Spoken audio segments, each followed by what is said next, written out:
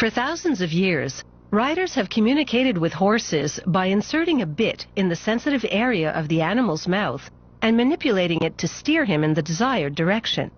The first bits were made of rope, wood, and even bone. Over time, bits have become far more elaborate.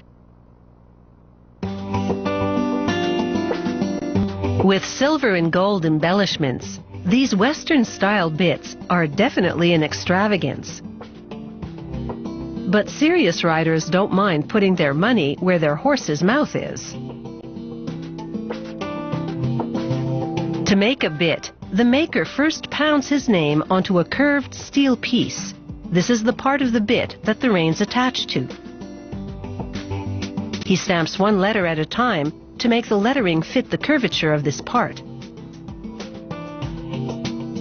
He aims a torch at the center of a steel bar to soften it so it can be bent entirely by hand.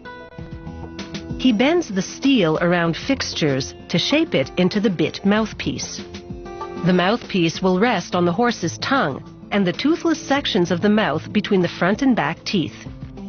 The size and contours must be exact in order for it to sit properly in the horse's mouth. He pounds the part that will lie on the tongue to give it a downward curve. He trims and shapes the mouthpiece a little more and polishes it until it gleams.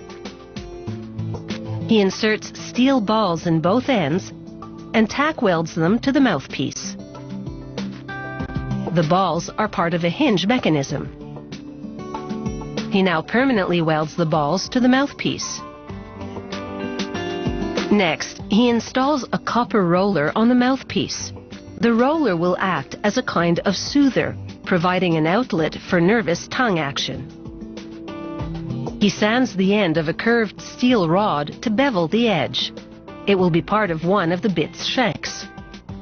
He places the top part of the bit shank in a fixture, followed by 3 curved rods and a ring for the reins.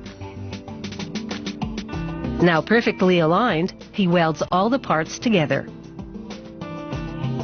This bit shank is now ready for some decorative touches. He welds tiny beads of stainless steel to the shank, making it look like a row of pearls.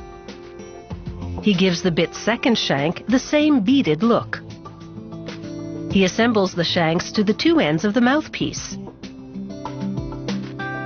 The 2 shanks are ornamental yet functional, connecting the bit mouthpiece to the bridle and reins. He welds the hinge pins to the shanks. Next, an engraver cuts decorative shapes in sterling silver, wriggling the tool for a zigzag effect around the edges. He carves swirls onto it. It takes years of practice to perfect this artistry. One false move, and he'd ruin the part. Once the engraving is complete, he brushes an acid cleaning solution on the back.